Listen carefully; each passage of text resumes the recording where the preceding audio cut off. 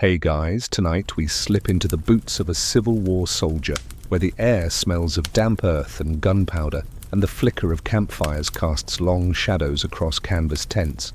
You're standing in a Virginia field, 1862.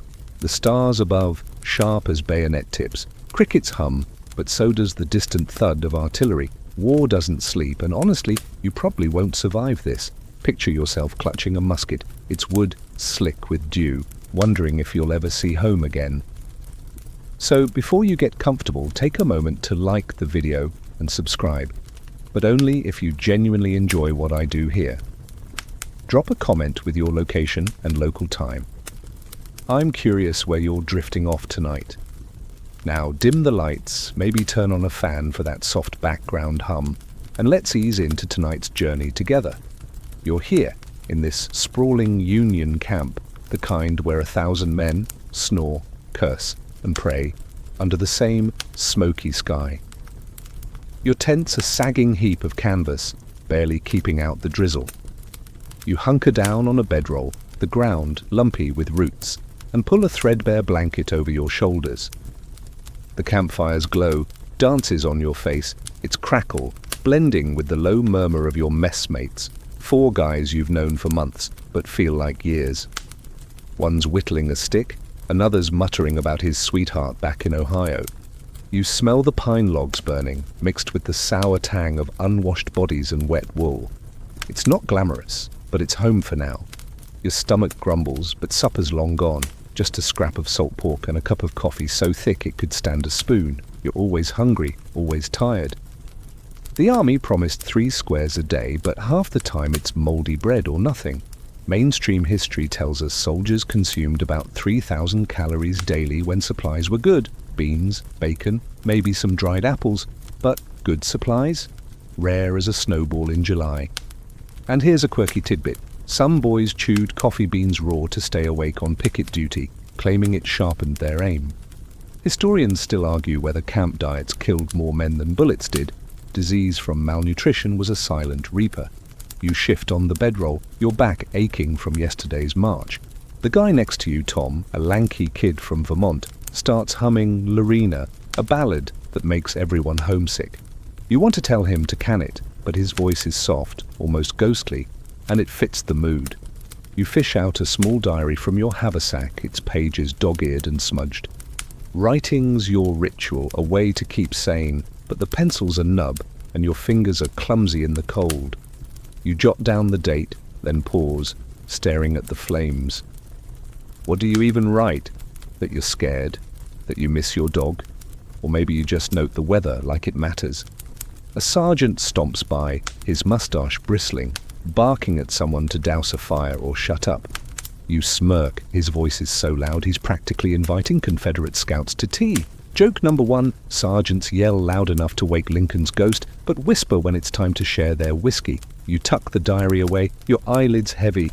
The camp's settling now, the hum of voices fading. You're supposed to sleep, but your mind's racing. Tomorrow's another drill, another chance to screw up in front of the captain. You roll onto your side, the ground jabbing your hip, and try to focus on the fire's glow. It's mesmerizing, almost enough to pull you under. But then a coyote howls, sharp and eerie, and you're wide awake again. The other guys don't stir, they're used to it, or maybe they're just better at faking sleep. You stare at the tent ceiling, the canvas flapping softly in the breeze. You think about home, a farmhouse with a creaky porch, and your Ma's apple pie. Did she get your last letter? You sent it 3 weeks ago, but mail's slower than a one-legged mule. You close your eyes, the campfire's warmth fading as the night creeps in. This is your life now, cold, hungry, and waiting for the next bugle call. You're not alone in this misery, though. Every man in this camp's got his own battle, on and off the field. You hear Tom mutter in his sleep. Something about fishing. You grin faintly. Joke number 2. Soldiers dream of peace but wake up to war's bad manners. The air's getting colder, your breath visible now. You pull the blanket tighter, wishing it smelled less like a wet dog than you do. Tomorrow's another day of soldiering, and you're not sure what's worse, drills, marches, or the thought of facing Johnny Reb. But for now, you're here, alive, with the campfire's glow, and the only thing keeping you company. You wake to the bugle's shrill cry, the kind that stabs your ears like a rusty bayonet. It's barely dawn, and the camp's stirring, men groaning as they crawl from their tents. You're still bleary-eyed, your blanket damp from last night's dew, but there's no time to gripe. You've got to get dressed, and that means wrestling into your uniform, a tattered, blue wool affair that's seen better days. You pull on the jacket, its coarse fabric scratching your skin like an angry cat. The buttons are a mismatched mess, some brass, some wood, one just a knot of thread. You're no fashion plate, but then again, neither is anyone else in this muddy field. You tug the trousers up, wincing as the rough seams rub your thighs raw. They're too short, ending an inch above your ankles, and the suspenders are frayed, barely holding together. Your shirt's a flannel hand-me-down, stained with coffee and sweat, and your socks, well, let's just say they're more holes than wool. You jam your feet into brogans, the leather cracked and caked with dirt. These shoes were made for someone else's feet, and they pinch like a miser's wallet. You stand, stretching, feeling every ache from sleeping on the ground. The campfire's gone cold, just a pile of ash now, and the air smells of damp earth and the faint sourness of last night's pork. Mainstream history notes that Union soldiers were issued standard uniforms, dark blue frock coats, sky blue trousers, and kepi caps, but supply lines were a mess. By 1862, many of you were wearing patched-up rags or captured Confederate gear. A quirky tidbit? Some soldiers sewed their names into their jackets, hoping if they fell, someone would know who they were. Historians still argue whether uniform shortages hurt morale more than hunger did. Pride's a fragile thing when you're dressed like a scarecrow. You adjust your kepi, its brim bent from being used as a pillow. It's supposed to make you look sharp, but you feel like a kid playing dress-up. You glance at Tom, who's struggling with his own uniform, cursing as a button pops off and rolls into the mud. You chuckle. Joke number one, your uniform's so ragged it could desert the army on its own. He glares, but there's a grin in it. You both know looking like a soldier is half the battle. Feeling like one is another story. You grab your haversack, slinging it over your shoulder. Inside are your essentials, a tin plate, a spoon, and a tin cup that's dented from doubling as a hammer. Your cartridge box is heavy, stuffed with paper cartridges for your musket, and the bayonet's sheath bangs against your hip as you move. You're supposed to carry 60 rounds, but you've got 40. Some got wet in the last rain, useless now. You check your musket, a Springfield rifled musket. Its barrel cold and heavy. It's your lifeline, but it's also a pain to lug around like carrying a fence post. The camp's buzzing now, men shuffling into formation for roll call. You join them, your boots squelching in the mud. The sergeant's already barking, his mustache twitching like it's got a grudge. You stand straighter, trying to look like you belong, but your uniform's itching something fierce. You wonder if the Confederates are dealing with the same nonsense. Probably, though their grey coats look even shabbier in sketches you've seen. Joke number two, Rebs and Yanks both fight in rags, but at least your side's got better tailors in theory. You notice a new guy, a recruit fresh from Boston, his uniform still crisp, buttons gleaming. You envy him for about 2 seconds until you remember he'll be as filthy as you in a week. You catch his eye and nod, but he looks away nervous. You don't blame him, camp's overwhelming, with its smells of smoke, sweat, and latrines. You're used to it mostly, but there's no getting used to the lice. You scratch your neck, feeling the familiar crawl. Some genius in the ranks swears by rubbing gunpowder on your skin to keep them away. You tried it once, now you just itch and smell like sulfur. As you line up, you overhear 2 veterans griping about pay, $13 a month, barely enough for tobacco. You think about your own pay, still owed from last month, and wonder if you'll ever see it. The Army's promises are as reliable as a paper umbrella. You shift your weight, the brogans pinching again, and glance at the horizon. The sun's creeping up, painting the sky pink, but it's no comfort. Another day of drills awaits, and your uniform's already sticking to your back.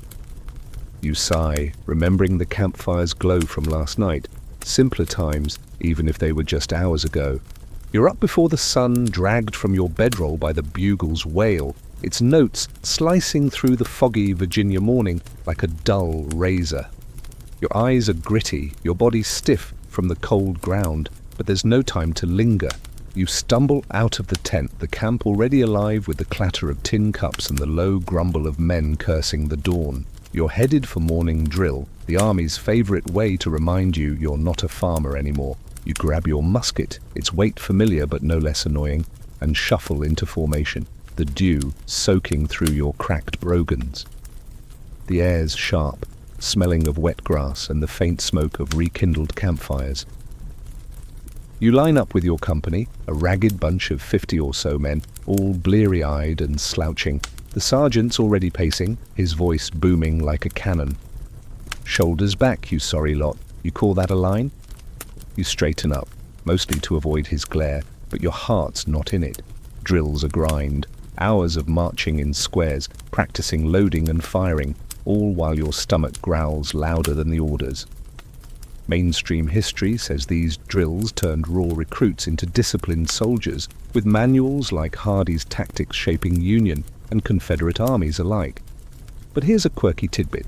Some soldiers used hollowed-out potatoes as practice cartridges, tossing them during mock battles to save ammunition. Historians still argue whether relentless drilling built morale or just resentment. Exhaustion doesn't always breed loyalty. You fumble through the manual of arms, your musket slipping in your cold hands. "Load in 9 times, the sergeant barks, and you start the tedious steps. Tear the cartridge with your teeth, pour the powder, ram the ball home. You're slow and he notices, shouting your name like you stole his breakfast. You blush, but keep going, tasting the bitter gunpowder on your lips. Tom, next to you, stifles a laugh. "Joke number 1, you're so bad at drill you trip over a straight line." You shoot him a look, but he's right. Your arms ache from holding the musket, and your feet are already sore from standing in the mud. The sergeant orders a march, and you trudge in step, or try to. Left, right, left, your boots slip, and you nearly collide with the man in front. He mutters something unchristian, and you bite back a retort. The field's a mess, churned to sludge by yesterday's rain, and every step feels like wading through molasses. You remember that tattered uniform from yesterday, still itching under your armpits, and wonder if it's slowing you down. Probably not, but it's a good excuse. The sun's peeking over the horizon now, casting long shadows that make your company look like a parade of ghosts. You switch to bayonet drill, thrusting at imaginary rebs. Your arms burn, and sweat beads on your forehead despite the chill. The sergeant's relentless, yelling about proper form, while you just try not to stab yourself. You glance at the new guy from Boston, his face red as he struggles to keep up. You almost feel bad. Joke number 2. Recruits think drill's tough until they meet a real Confederate bullet. You shake your head, focusing on the sergeant's commands. "Fix bayonets!" You snap the blade onto your musket, its click oddly satisfying, even if the thought of using it makes your stomach twist. The drill drags on, and your mind wanders. You think about home, the way your sister used to tease you for tripping over your own feet. You know better at marching now, but at least you're not alone in looking foolish. The whole company's a mess, half the men out of step, some still half asleep. The sergeant finally calls a halt, and you slump, gasping. Your canteen's half empty, but you take a swig, the water tasting of tin and regret. You wipe your brow, glancing at Tom, who's panting like a dog in July. "Survive another one," he mutters, and you nod, too tired to reply. As you catch your breath, you overhear 2 veterans arguing about the point of all this. One says drills make you a machine. The other says they just make you mad. You're not sure who's right, but your blisters vote for the latter. The camp's waking fully now, the smell of coffee drifting from somewhere luckier than your mess. You shoulder your musket, ready to shuffle back to the tent. Another drill's done, but the day's just starting. You think back to the campfire's glow 2 nights ago, its warmth a distant memory. Maybe tonight you'll get a moment by the fire again, if the sergeant doesn't decide you need more practice. You're slumped against a tree stump, the morning drill still aching in your bones, when your messmate, Tom, nudges you with a grin. "Chow time," he says, and you perk up, though you know better than to get your hopes up. You grab your tin plate and shuffle toward the cookfire, the camp now buzzing with men hungry enough to eat their own boots. The air's thick with the smell of smoke and something vaguely food-like, but your stomach's not picky. It's been growling since dawn. You're handed a chunk of hardtack, a square biscuit so tough it could double as a brick, and a sliver of salt pork that looks more grey than pink. You settle on the ground, cross-legged, and stare at your meal like it's a personal insult. You take a bite of the hardtack, and your teeth protest, the thing hard as stone and tasting like dust. You soak it in your coffee, hoping it'll soften, but it just turns into a soggy, flavourless mush. Mainstream history says hardtack was a staple for Civil War soldiers, cheap, long-lasting, and churned out by the ton for both armies. A quirky tidbit? Some soldiers called it sheet iron and carved it into buttons when it got too stale to eat. Historians still argue whether bad food or disease was the bigger killer. Spoiled rations spread dysentery like wildfire. You grimace, forcing down another bite, and wonder if the Confederates are eating any better. Probably not. Your coffee's no saviour either, gritty with grounds and bitter enough to wake the dead. You sip it anyway, the warmth a small mercy on this chilly morning. Tom's across from you, gnawing his hardtack like a dog with a bone. "Bet they're serving roast beef in Richmond," he mutters, and you snort. Joke number one. The only thing richer than a Reb's dreams is their lice collection. You poke at the salt pork, its fat glistening unappetizingly. You cut a piece, chewing slowly, the salt stinging your cracked lips. It's food, technically, but it's a far cry from your Ma's Sunday stew. You glance around, watching other soldiers tackle their rations. The Boston recruit's struggling, his face twisted as he tries to bite through the hardtack. You almost call out some advice, pound it with a rock first, but he'll learn. Everyone does. You pull out your pocket knife and shave off bits of the pork, trying to make it last. Your messmates are trading stories about the best meals they've ever had. Fresh bread, apple pie, fried chicken. Your mouth waters, but all you've got is this sad excuse for breakfast. You think back to that campfire glow from a few nights ago, wishing you could trade this moment for that one. A sergeant strolls by, his plate suspiciously full of bacon. You raise an eyebrow. Joke number two. Officers eat like kings while you're stuck with food fit for mules. You don't say it out loud, he's not the type to share. You finish the pork, scraping the last greasy bit off your plate, and take another swig of coffee. It's cold now, but you don't care. You're still hungry, but there's no seconds in this army. You stash half the hardtack in your haversack, hoping it'll be a snack later, if the weevils don't claim it first. You've seen those little pests burrowing in, and you're not above eating around them. The camp's noise picks up, men laughing, cursing, or bartering bits of food. Someone's singing John Brown's Body, off-key but loud, and it lifts your spirits a little. You lean back, your stomach still rumbling, and watch a crow hop across the ground, eyeing your plate. "Not today, bird," you mutter, shooing it off. You think about home again, the smell of your Ma's kitchen, and your mood dips. Writing a letter might help, like you did a few nights ago by candlelight, but there's no time now. The bugle will call you back to duty soon enough. You wipe your plate with your sleeve, cleanliness is a lost cause, and stand, brushing crumbs off your tattered uniform. The day's stretching out ahead, more drills or maybe a march, and you're already dreaming of supper. Maybe it'll be beans if you're lucky. You glance at Tom, who's licking his fingers like they're dessert. "Survive another meal," you say, echoing his words from drill yesterday. He grins and you both laugh, a small defiance against the hunger. The camp's alive around you, and for a moment, you're just glad to be here, eating bad food with good company. You're back in your tent, the afternoon sun slanting through the canvas, casting faint shadows on the ground. The camp's quieter now, the clatter of drills and mess faded into a lazy hum. You're bone-tired, your legs still sore from morning drill, and that god-awful hardtack sitting heavy in your gut.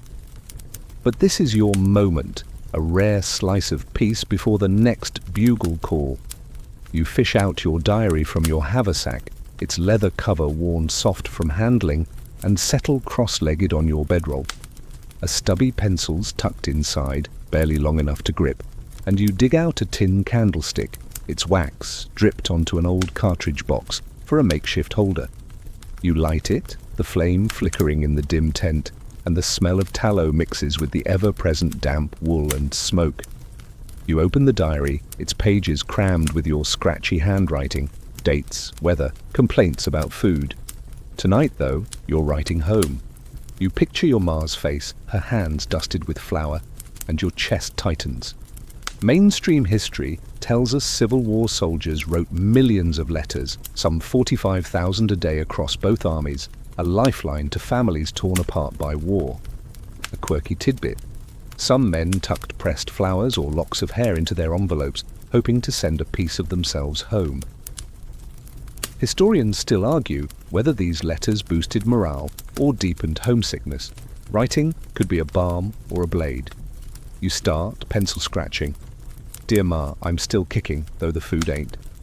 You smirk, joke number one. Your letters are half truth, half lies to keep her from worrying. You write about the weather, chilly, the camp, muddy, and Tom's bad jokes, worse than the hardtack. You don't mention the fear gnawing at you, the way every bugle makes you wonder if it's the one calling you to battle. The candle sputters, wax dripping, and you pause, ink smudging under your thumb. You're no poet, but you try to paint a picture. Sunsets over the Virginia hills, the way the stars feel closer here. Maybe it'll make her smile. Your hand cramps, but you keep going, telling her about the new Boston recruit, how he tripped during drill and earned a week's worth of ribbing.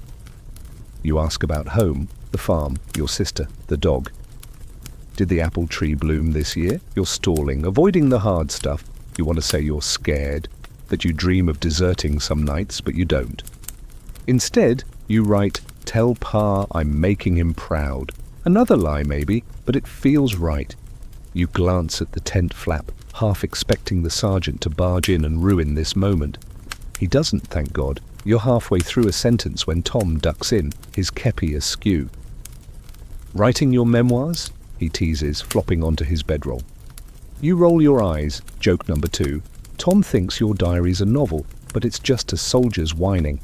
He pulls out a harmonica, playing a soft, wobbly tune that's more noise than music. You don't mind. It fills the silence. You finish the letter, promising to write again soon, and sign it with a flourish. You fold it carefully, tucking it into your haversack. Mailing, it's another hurdle. Camp post is slower than molasses, but you'll try tomorrow. The candles burning low, the flame dancing in the draft. You blow it out, the smell of smoke lingering, and lean back, your tattered uniform scratching your shoulders. You think about that campfire glow from a few nights ago, the way it held everyone together. Writing's like that, a tether to home, to who you were before this war. You hear Tom's harmonica falter, then stop, and he mutters something about needing practice. You chuckle, closing your eyes. The camp's settling, the sounds of men laughing and coughing fading. You're still holding the diary, its weight grounding you. Tomorrow's another day. Drills, hunger, maybe a letter from home if you're lucky. You shift on the bedroll, your boots still on because taking them off feels like tempting fate. You wonder if your ma's reading your last letter right now, maybe by her own candle. The thought warms you, even as the tent grows colder. You're not sure what's worse, missing home or knowing you might never see it again. But for now, you've got this diary, these words, and the hope that they'll reach her. You drift, the camps hum a lullaby, and let the darkness take you. You're back in your tent, the afternoon sun slanting through the canvas, casting faint shadows on the ground.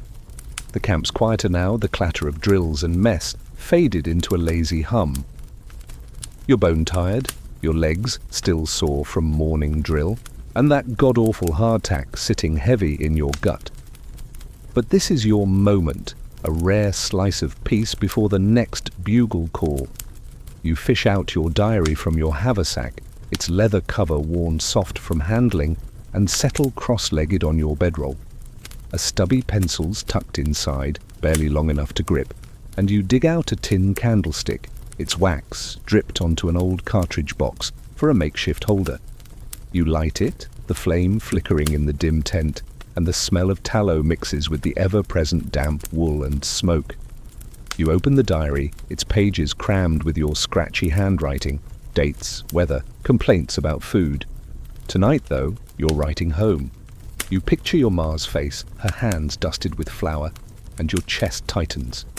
Mainstream history tells us Civil War soldiers wrote millions of letters, some 45,000 a day across both armies, a lifeline to families torn apart by war. A quirky tidbit. Some men tucked pressed flowers or locks of hair into their envelopes, hoping to send a piece of themselves home. Historians still argue whether these letters boosted morale or deepened homesickness. Writing could be a balm or a blade. You start, pencil scratching. Dear Ma, I'm still kicking, though the food ain't. You smirk, joke number one. Your letters are half truth, half lies to keep her from worrying. You write about the weather, chilly, the camp, muddy, and Tom's bad jokes, worse than the hardtack. You don't mention the fear gnawing at you, the way every bugle makes you wonder if it's the one calling you to battle. The candle sputters, wax dripping, and you pause, ink smudging under your thumb. You're no poet, but you try to paint a picture. Sunsets over the Virginia hills, the way the stars feel closer here. Maybe it'll make her smile. Your hand cramps, but you keep going, telling her about the new Boston recruit, how he tripped during drill and earned a week's worth of ribbing. You ask about home, the farm, your sister, the dog. Did the apple tree bloom this year? You're stalling, avoiding the hard stuff. You want to say you're scared, that you dream of deserting some nights, but you don't. Instead, you write, tell Pa I'm making him proud. Another lie maybe, but it feels right. You glance at the tent flap, half expecting the sergeant to barge in and ruin this moment. He doesn't, thank God. You're halfway through a sentence when Tom ducks in, his kepi askew. Writing your memoirs? He teases, flopping onto his bedroll. You roll your eyes, joke number two. Tom thinks your diary's a novel, but it's just a soldier's whining. He pulls out a harmonica, playing a soft, wobbly tune that's more noise than music. You don't mind. It fills the silence. You finish the letter, promising to write again soon, and sign it with a flourish. You fold it carefully, tucking it into your haversack. Mailing, it's another hurdle. Camp post is slower than molasses, but you'll try tomorrow. The candles burning low, the flame dancing in the draft. You blow it out, the smell of smoke lingering, and lean back, your tattered uniform scratching your shoulders. You think about that campfire glow from a few nights ago, the way it held everyone together. Writing's like that, a tether to home, to who you were before this war. You hear Tom's harmonica falter, then stop, and he mutters something about needing practice. You chuckle, closing your eyes. The camp's settling, the sounds of men laughing and coughing fading. You're still holding the diary, its weight grounding you. Tomorrow's another day. Drills, hunger, maybe a letter from home if you're lucky. You shift on the bedroll, your boots still on because taking them off feels like tempting fate. You wonder if your Ma's reading your last letter right now, maybe by her own candle. The thought warms you, even as the tent grows colder. You're not sure what's worse, missing home or knowing you might never see it again. But for now, you've got this diary, these words, and the hope that they'll reach her. You drift, the camp's hum a lullaby, and let the darkness take you. You're on the move, your boots sinking into the Virginia mud, with every step, the weight of your musket and haversack dragging at your shoulders. The company's marching, a long, ragged column of blue coats stretching down a rutted road, dust rising in clouds when the ground's dry, sludge when it's not. It's been hours since you left camp, and your legs burn, blisters throbbing inside your worn-out brogans. The sun's climbing, baking your neck under that itchy wool uniform, and sweat stings your eyes. You wipe your brow with a grimy sleeve, tasting the salt and grit on your lips. The air smells of earth, horse manure, and the sour tang of unwashed men trudging beside you. Marching's the army's lifeblood, and you hate it. Mainstream history says Civil War soldiers often covered 15 to 20 miles a day, sometimes more, hauling 50 pounds of gear through heat or rain. A quirky tidbit? Some men stuffed their haversacks with straw to look full during inspections, then dumped it to lighten the load. Historians still argue whether brutal marches built endurance or broke spirits. Exhaustion could make cowards of the bravest. You shift your musket, its strap cutting into your shoulder, and curse the genius who thought wool was summer-friendly. Tom's ahead, his kepi tilted, muttering about the sergeant's mother. You grin. Joke number 1. Tom's got enough gripes to fill a haversack, and none of them lighten your load. The column snakes past fields and fences, the countryside quiet except for the tramp of feet and the occasional creak of a supply wagon. Your canteen sloshes, half empty already, and you ration each sip, the water warm and metallic. Your blisters scream, one on your heel raw enough to make you limp. You try to focus on the rhythm left, right, left, but your mind wanders to that letter you wrote last night, still tucked in your bag. Will it reach home before you reach a battlefield?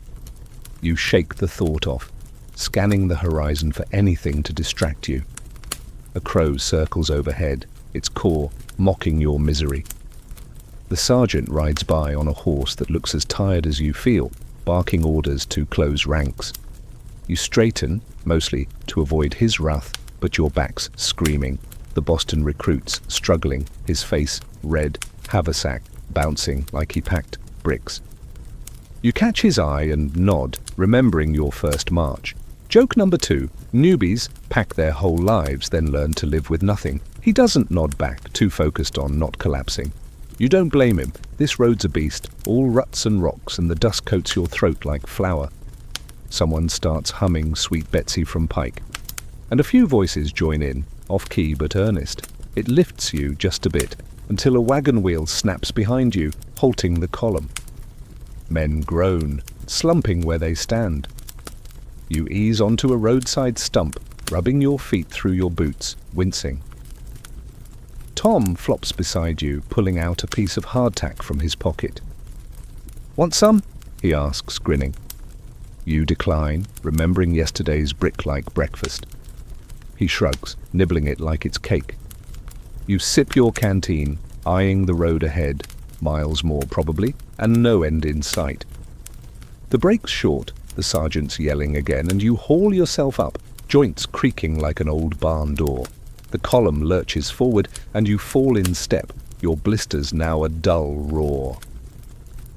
You think about that campfire glow from days ago, its warmth a ghost compared to this sweaty grind. A veteran nearby mutters about a shortcut, but you know better. Army roads are never short. You adjust your haversack, the diary inside a small comfort, and keep moving. The sun's higher now, the heat pressing down, and you wonder if the Rebs are marching too, just as miserable in their grey rags. Your mind drifts to home, the cool shade of your porch, but the thought stings more than it soothes. You focus on Tom's back, his uneven steps a mirror of your own. The song's died out, replaced by panting and the crunch of boots.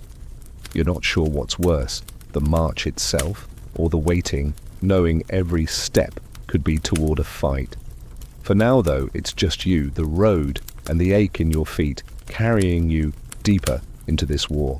You're standing alone in the dark, your musket heavy in your hands, the night air cold enough to make your breath puff like smoke. Picket duty's got you posted on the edge of camp, a lonely spot where the Virginia woods loom like a wall of shadows. The stars are out sharp and bright, but they don't help you see much, just enough to make every rustling leaf feel like a Confederate scout creeping closer. You shift your weight, your blistered feet aching from yesterday's march, and pull your tattered coat tighter. The silence is oppressive, broken only by the distant hoot of an owl or the snap of a twig that makes your heart lurch. You're supposed to watch for Rebs, deserters, or anything suspicious, but mostly you're fighting the urge to doze off. Picket duty's the Army's way of testing your nerves. Mainstream history says pickets were the first line of defense, stationed to catch enemy movements or warn of attacks, often just yards from Confederate lines. A quirky tidbit: some soldiers swapped tobacco or coffee with enemy pickets during quiet nights, chatting like neighbors over a fence. Historians still argue whether these unofficial truces showed humanity or just desperation for a smoke. You grip your musket, its barrel cold against your palms, and scan the darkness. Nothing moves, but that doesn't calm you. Every shadow's a threat, every noise a bayonet glinting. You pace a small circle to stay awake, your boots crunching on frosty grass. Your kepi's low over your eyes, but it doesn't block the chill seeping into your bones. You think about that hardtack from a few days ago. Joke number 1, it's so tough you could use it to club a reb instead of shooting him. You stifle a chuckle, the sound too loud in this quiet. The camp's behind you, its campfires a faint glow, like the one you warmed your hands by a week ago. You'd kill for that warmth now, but pickets don't get fires. Too easy for the enemy to spot. A branch snaps and you freeze, heart pounding. You squint into the woods, finger brushing the musket's trigger. Nothing. Probably a deer, or maybe Tom playing a prank. He's dumb enough to try it. You mutter a curse, remembering his harmonica tune from the tent. Joke number 2, Tom's music's so bad it'd scare off the rebs faster than gunfire. You relax, just a bit, but keep your eyes peeled. The officers say rebs are out there, maybe planning a raid. You've heard stories of pickets getting snatched, their throats cut before they could shout. You swallow hard, throat dry despite the cold. Your canteens slung across your chest, but you don't drink. Rationing's second nature now. You think about that letter you wrote, still waiting to be mailed. If you don't make it through this night, will it ever reach home? You shake off the thought, focusing on the ground in front of you. The mud's frozen in patches, crunching under your steps. You adjust your cartridge box, its weight, a reminder of the 40 rounds you've got left. If trouble comes, you'll need everyone. You practice the loading drill in your head. Tear cartridge, pour powder, ram ball, hoping muscle memory kicks in if your brain freezes. A low whistle from another picket, maybe 50 yards off, signals all's clear. You whistle back, your lips chapped and clumsy. It's a small comfort, knowing you're not the only fool out here. You glance at the sky, guessing it's past midnight. Hours to go before relief comes. You think about the Boston recruit, wondering if he's on picket duty too, probably shaking in his shiny boots. You were like that once, all nerves and no sense. Now you're just tired, but the fear's still there, coiled in your gut. The night drags on, each minute slower than the last. You lean against a tree, careful not to relax too much, and let your mind wander to home, the creak of your ma's rocking chair, the smell of her bread. It's a dangerous game, thinking of home, but it keeps you awake. The woods stay quiet, but you don't trust them. You grip your musket tighter, the cold metal grounding you, and wait for dawn or danger, whichever comes first. You're in the thick of it now, your heart hammering like a drum as you crouch behind a splintered fence, the air choked with smoke and the deafening roar of muskets. Your first battle's unfolding, a chaotic swirl of blue and grey across a Virginia field, the ground torn up by cannonballs and boots. You clutch your Springfield musket, its barrel hot from firing, and peer over the fence, eyes stinging from gunpowder haze. Men shout, scream, fall, some yours, some rebs, and the world feels like it's unraveling. You load another cartridge, teeth tearing the paper, hands shaking as you ram the ball home. The smell of sulfur and blood clogs your nose, and your tattered uniforms soaked with sweat despite the morning chill. This is what they trained you for, those endless drills you cursed, but no amount of marching squares prepares you for this. Mainstream history says Civil War battles were brutal, with 620,000 total deaths by war's end, often from massed volleys at close range. A quirky tidbit: soldiers sometimes yelled "home" while firing, a grim joke to send bullets back where they came from. Historians still argue whether green recruits like you broke ranks more from fear or bad training. Courage is hard when death's this loud. You fire, the musket kicking your shoulder, and duck as a bullet winds past, splintering the fence. Joke number 1, you'd rather face the sergeant's yelling than this buzzing lead. You spot Tom a few yards away, his face smudged black with powder, loading like his life depends on it, because it does. He catches your eye, manages a grim nod, then fires into the smoke. You want to shout something encouraging, but your throat's too dry. The Rebs are out there, maybe 200 yards off, their grey shapes flickering through the haze. Cannon roar, shaking the ground, and you flinch as dirt sprays your face. You think of that picket duty last night, its eerie quiet a paradise compared to this.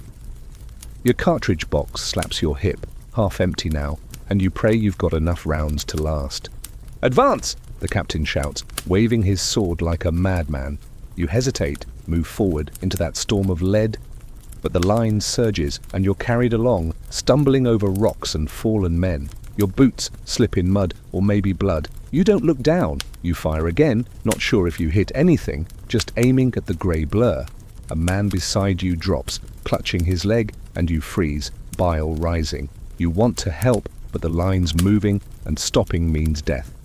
Joke number 2, the army's motto should be, keep moving or kiss the dirt. You reach a ditch, diving in with a dozen others, your chest heaving. The Rebs' volleys slacken, maybe reloading, maybe retreating, you can't tell. Your ears ring and your hands tremble as you reload, powder spilling on your fingers. You think of that letter you wrote, still in your haversack, and wonder if it'll be your last. The Boston recruit's nearby, his face pale, eyes wide like a spooked horse. You yell, "Stay low!" But he just stares, frozen. You grab his arm, shaking him, and he snaps out of it, nodding. You're no hero, but you're not alone, and that's something. The battle drags on, minutes or hours, you've lost track. The smoke's so thick you can barely see the colours flapping above, Union blue or Confederate stars. A bugle sounds, maybe a retreat, maybe a charge. You're too rattled to know. You fire one more round, your shoulder bruised from the recoil, and crouch, waiting for orders. The noise is fading, the firing sporadic now, and you dare to hope it's over. You glance at Tom, still alive, and feel a flicker of relief. You think back to the campfire's glow a lifetime ago and wish you could trade this madness for that quiet. But you're here, in the smoke and screams, and all you can do is keep loading, keep firing, keep breathing. You're stumbling through the aftermath of the battle, your musket dragging like a dead weight, the air still thick with smoke and the sharp tang of blood. The field's a wreck, torn earth, shattered fences, bodies sprawled in blue and grey. Your ears ring from the cannon fire, and your tattered uniforms damp with sweat and mud. You're searching for Tom, your heart in your throat, because you saw him go down during the last charge, clutching his side. You spot him now, slumped against a tree, his face pale, blood seeping through his fingers. You drop to your knees beside him, your haversack thumping to the ground, and fumble for something, anything, to help. His eyes meet yours, glassy but alive, and you mutter, "Hang on, you stubborn fool." You rip a strip from your shirt, already a rag from weeks of wear, and press it against his wound, the fabric soaking red instantly. He winces, managing a weak grin. "Nice of you to ruin your wardrobe," he croaks. You force a laugh. Joke number 1. Tom's bleeding out, but still cracking wise like he's at a barn dance.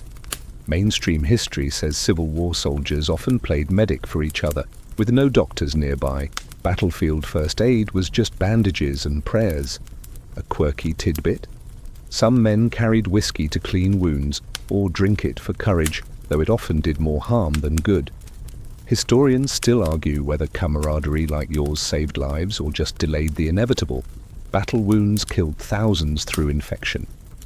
You shout for a stretcher bearer, your voice hoarse, but the field's chaos swallows it. Men are everywhere, some dragging comrades, some limping, some just staring at the carnage. You tie the cloth tighter, your hands slick with blood, and try to keep Tom talking. "Remember that hardtack you choked on?" you say, forcing calm. "You owe me for not laughing." He chuckles, then coughs, and your gut twists. You sling his arm over your shoulder, hauling him up, his weight heavy against you. Your blisters from that long march scream, but you ignore them, half dragging him toward the rear where the surgeons might be. The ground's uneven, littered with gear and worse. You step over a fallen musket, its bayonet glinting, and try not to look at the faces you pass. Your brogans slip in the mud, and Tom's breathing grows shallower, each rasp a stab to your chest. You mutter nonsense about home, that campfire glow from nights ago, anything to keep him awake. You spot a cluster of tents, the makeshift aid station, and push faster, your legs burning. A soldier nearby, his arm in a sling, points you toward a surgeon's table, but it's swamped, men groaning on the ground like a scene from hell. You ease Tom down near a tree, propping him against your haversack. "Don't you dare quit on me," you say, your voice cracking. He nods, barely, and you run to find help, dodging stretcher-bearers and dazed men. You grab a passing orderly, begging for a surgeon, but he shakes his head. Too many wounded, too few hands. You curse, thinking of that letter you wrote still unmailed, and wonder if you'll have to write one for Tom's family. Joke number 2, the army's got more blood than ink, and neither's much use now. You kneel beside Tom again, checking the bandage. It's soaked through, but he's still breathing. You give him a sip from your canteen, the water dribbling down his chin. The battle's noise has faded, replaced by moans and the distant clatter of wagons hauling the wounded. You think of that picket duty, its quiet terror, and realize you'd trade this moment for that lonely watch.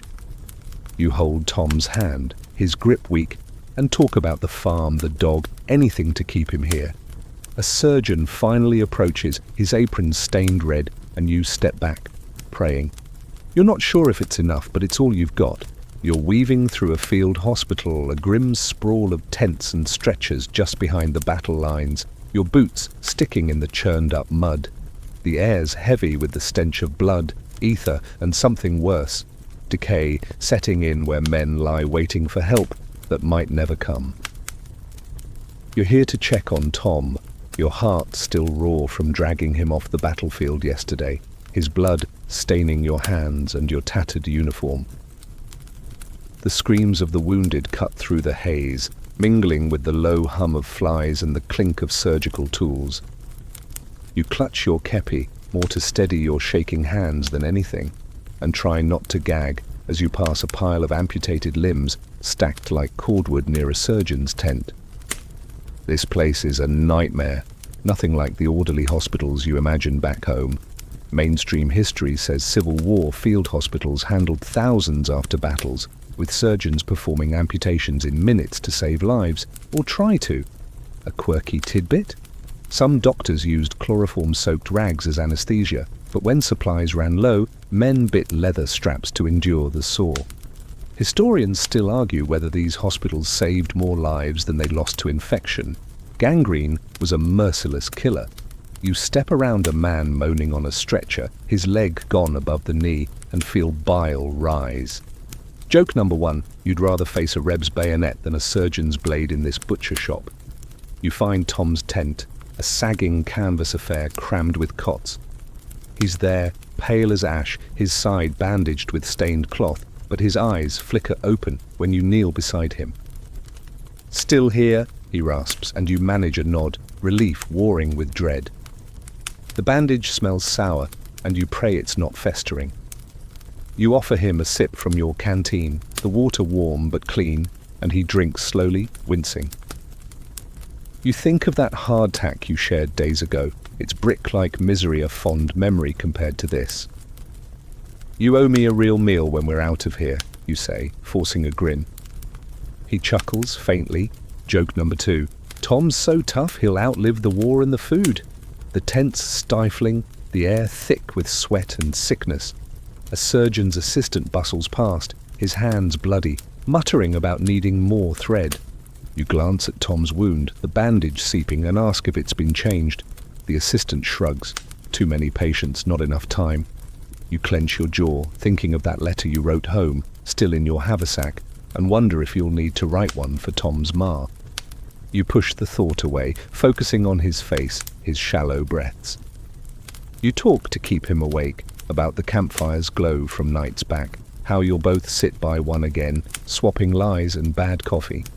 Outside, a man's scream cuts off abruptly and you flinch, knowing another didn't make it.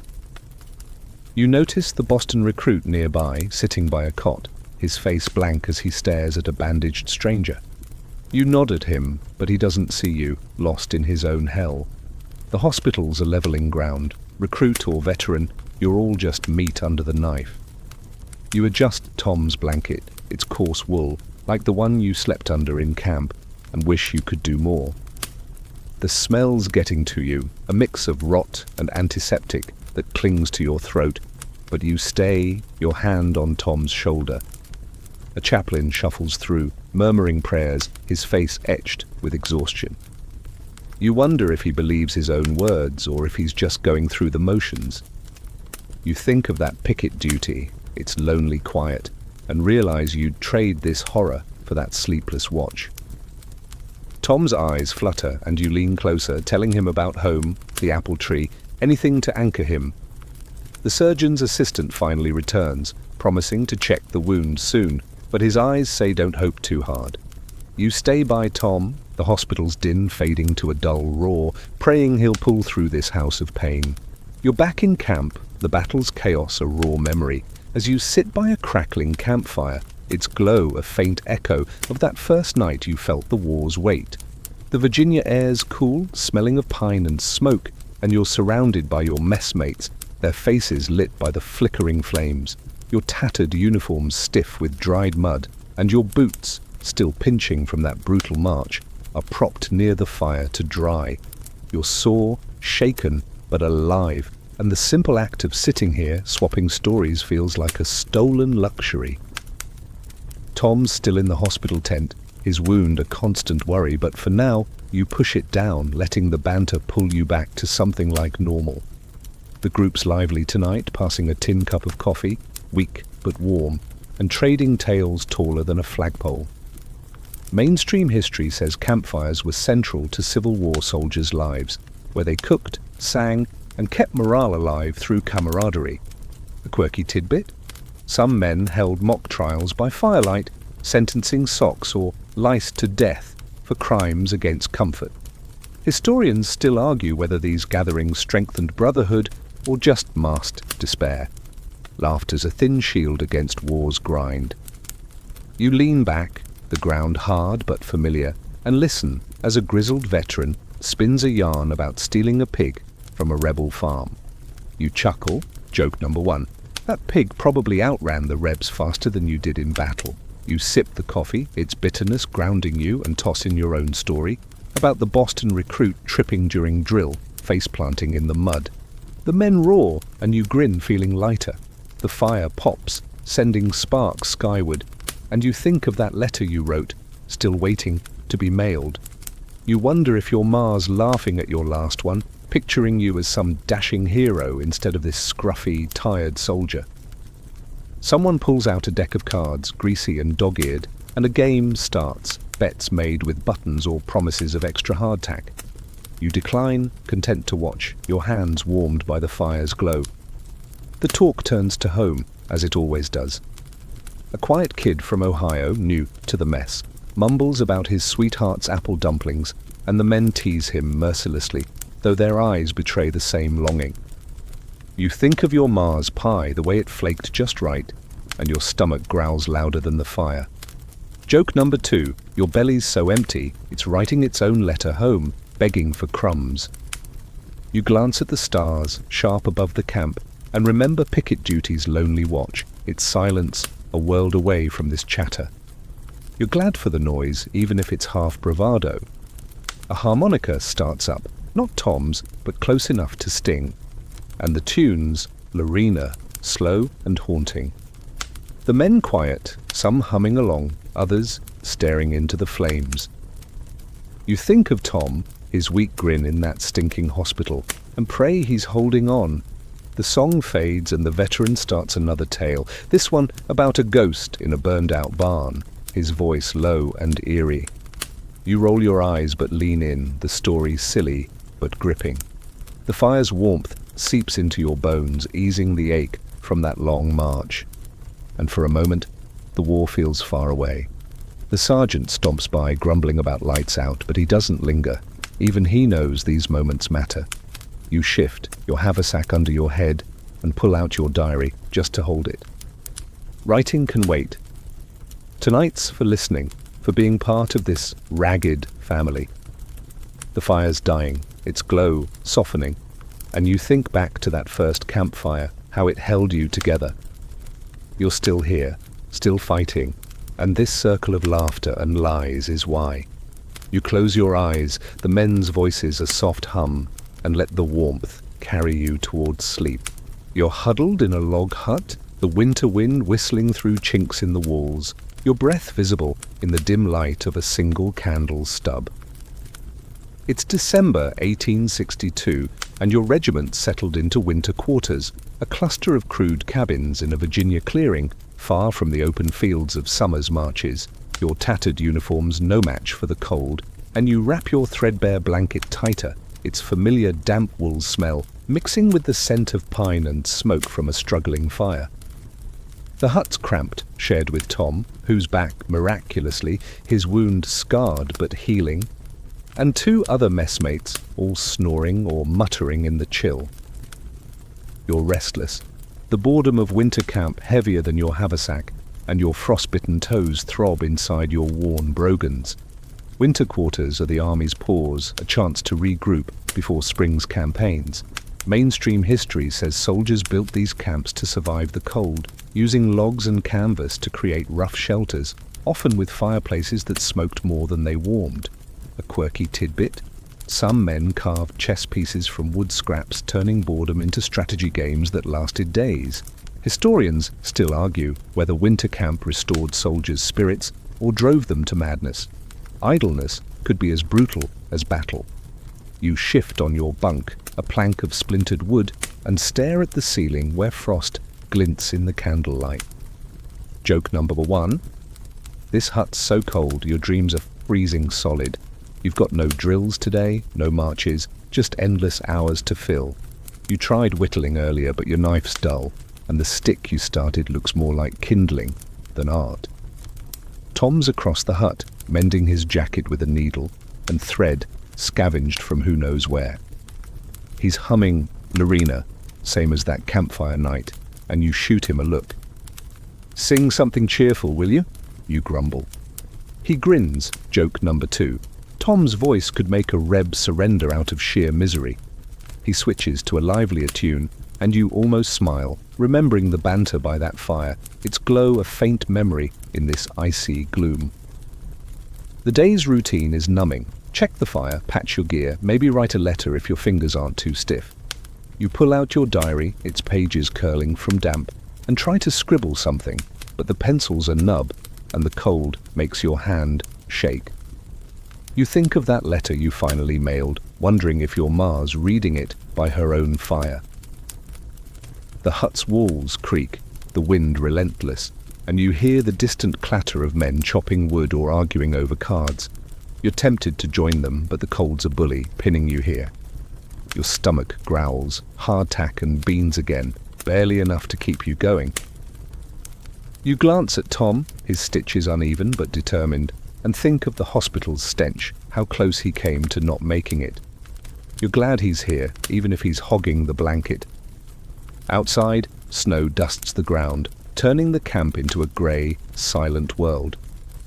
You remember picket duty's lonely watch, its fear preferable to this creeping boredom. Some men talk of spring, of battles coming, but you try not to think that far. You blow on your hands, the candle flickering, and decide to check the fire. It's low, spitting more smoke than heat, and you toss in a log, hoping it catches. The hut feels smaller as the day drags, the walls closing in. You hear the Boston recruit outside, laughing with someone. Good for him, finding a spark in this freeze. You think of home, the warm kitchen, and your mood dips. Writing's no use now. You tuck the diary away, promising to try again tomorrow. For now, you listen to Tom's humming, the fire's crackle, and the wind's howl, letting them lull you. Winter's long, but you're still here, still breathing, and that's enough for tonight. You're huddled in a log hut, the winter wind whistling through chinks in the walls, your breath visible in the dim light of a single candle stub.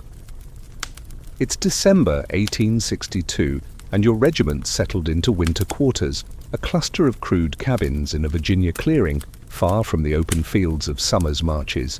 Your tattered uniforms no match for the cold, and you wrap your threadbare blanket tighter, its familiar damp wool smell mixing with the scent of pine and smoke from a struggling fire.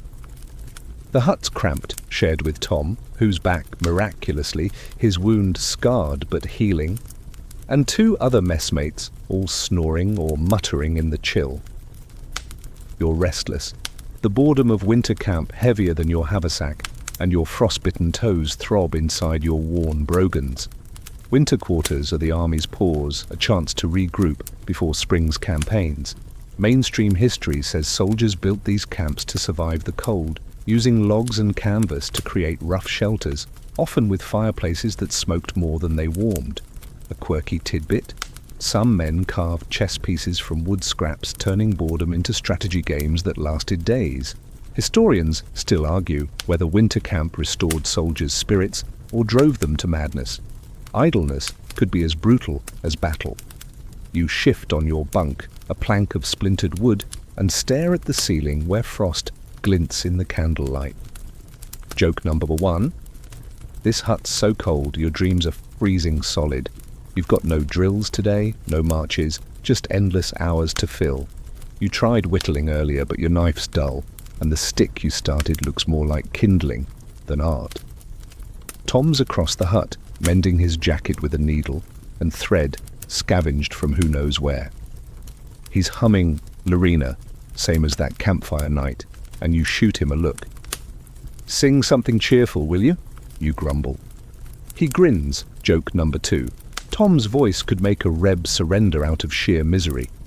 He switches to a livelier tune, and you almost smile, remembering the banter by that fire, its glow a faint memory in this icy gloom. The day's routine is numbing. Check the fire, patch your gear, maybe write a letter if your fingers aren't too stiff.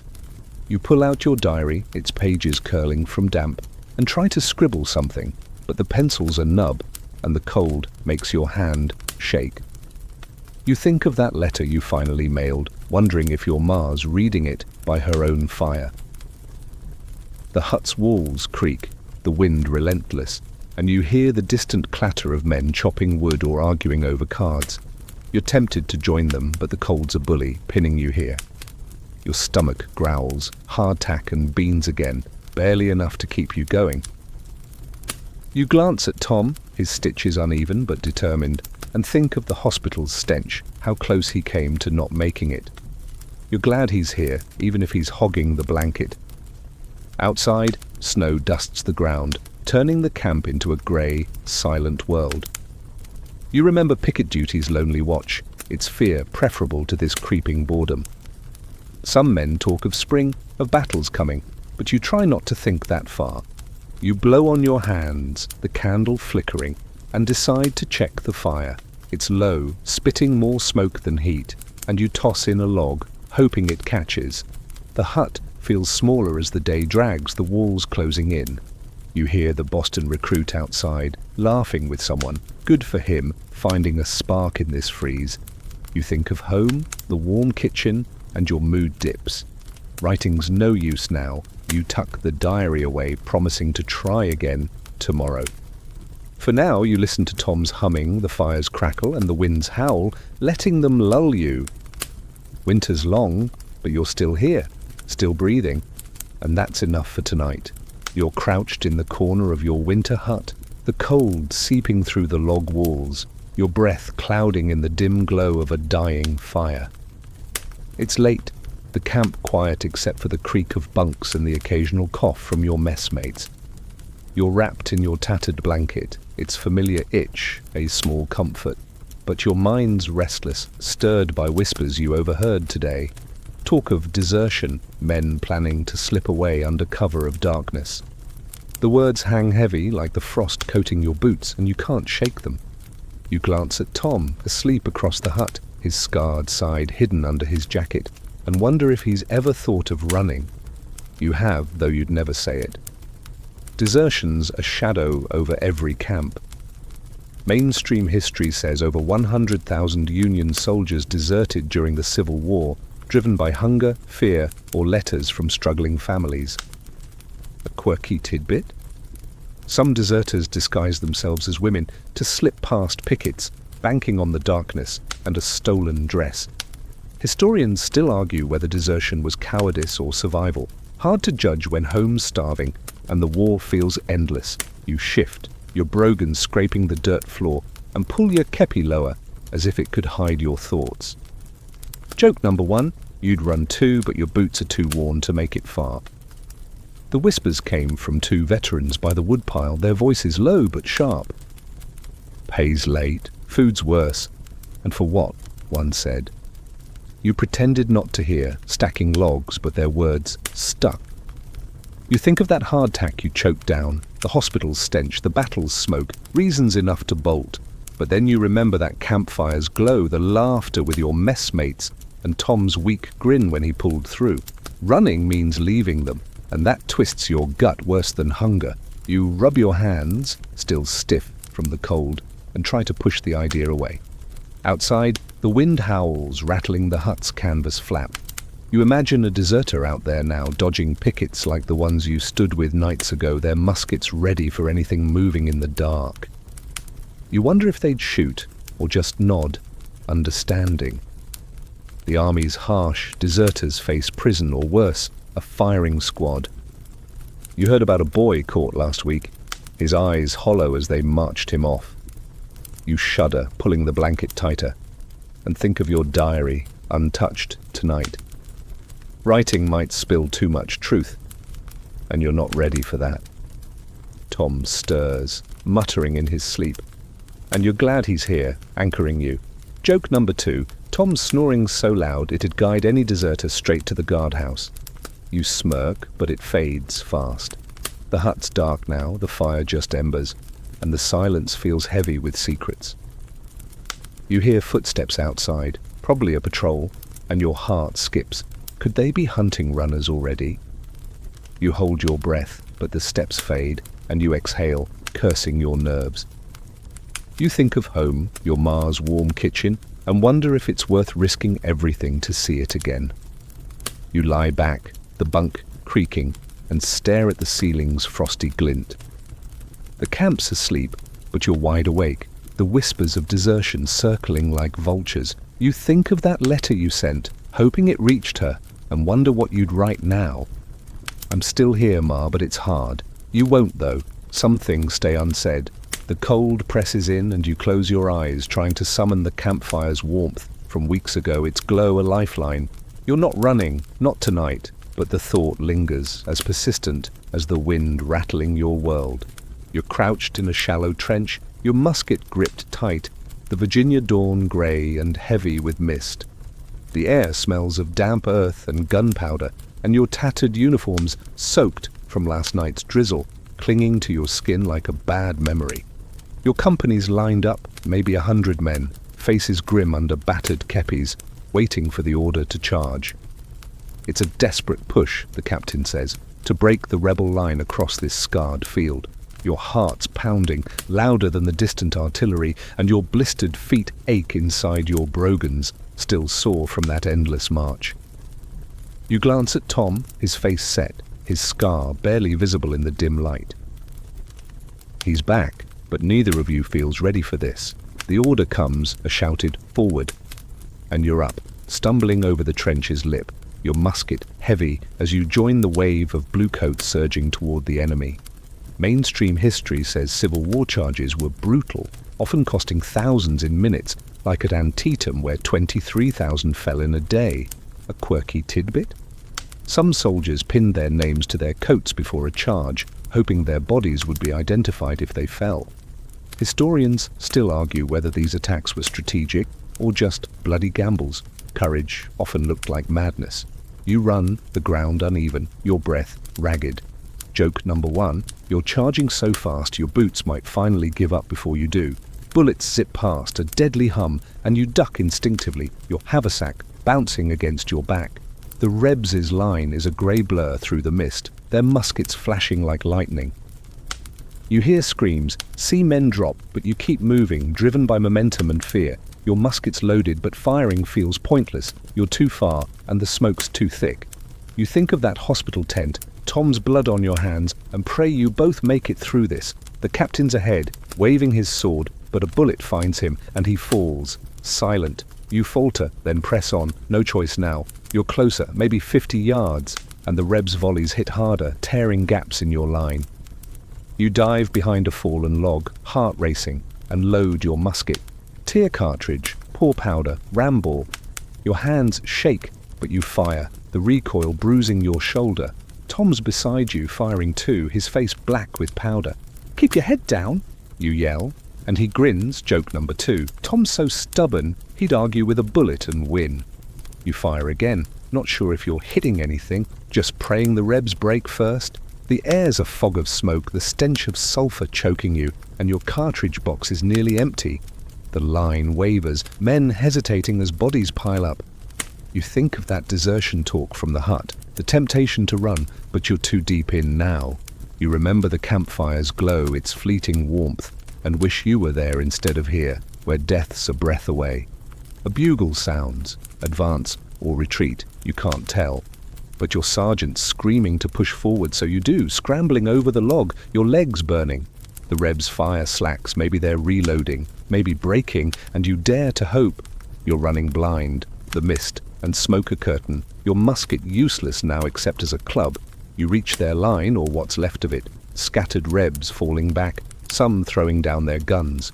Your company's ragged, half gone, but you're still standing, Tom beside you. The firing fades, the mist lifting, and you collapse, gasping, your hands trembling on your musket. You think of that letter in your haversack, unwritten words to your ma, and vow to write tonight, if you get the chance. The field's quiet now, save for moans and the crunch of boots. You're alive, but the cost is all around you, and it's heavier than any march. You're standing in the camp, the Virginia air soft with spring warmth, the smell of mud and blooming wildflowers replacing the winter's bite. It's April 1865, and the news just hit like a cannon shot. The war's over. Lee's surrendered at Appomattox, and the word spreads through the ranks, a mix of cheers and stunned silence.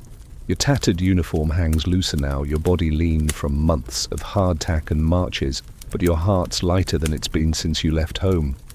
You clutch your musket, more habit than need, and look at Tom, his scarred face breaking into a rare, full grin. The camp's alive with men shouting, hugging, some weeping, and you feel the weight of every battle, every cold night, lifting just a fraction. Mainstream history marks April 9th, 1865, as the day Lee surrendered to Grant, effectively ending the Civil War, though skirmishes dragged on in places. A quirky tidbit, some soldiers swapped buttons or knives with surrendering Rebs, tokens of a strange, shared relief. Historians still argue whether the surrender brought true peace or just paused the nation's wounds. Reconstruction was its own battle. You sling your haversack over your shoulder, the diary inside dog-eared from months of scribbling, and think of that first campfire's glow, how it held you together when hope was thin. Joke number 1, you survived the war, but your boots might not make it home. You join the crowd, men tossing kepis in the air, their voices hoarse but joyful. Someone's playing a fiddle, a jig that feels out of place after so much Lorena. You laugh, a sound you barely recognize, and clap Tom on the back. "We made it," you say, and he nods, eyes bright. You think of the hospital tent, his blood on your hands, and that desperate charge, the smoke and screams. You both carry scars, seen and unseen, but you're here, breathing. The camp's a mess of celebration, men trading stories, planning for home, though some look lost, like they forgot how to live without a fight. You find a quiet spot by a tree, pulling out your diary one last time.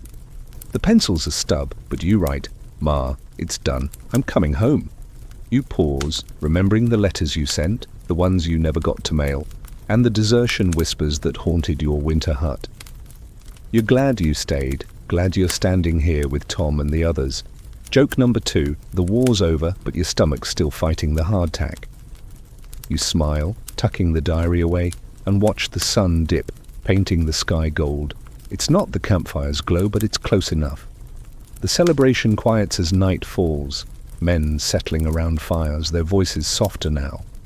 You sit with Tom, sharing a tin cup of coffee, still gritty, but it tastes like victory. You talk about home, the farm, your Mars pie, and he tells you about his sister's garden, the way it blooms in spring.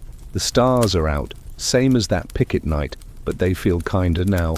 You're tired, bone deep, but it's a good tired, the kind that comes with knowing you don't have to march tomorrow.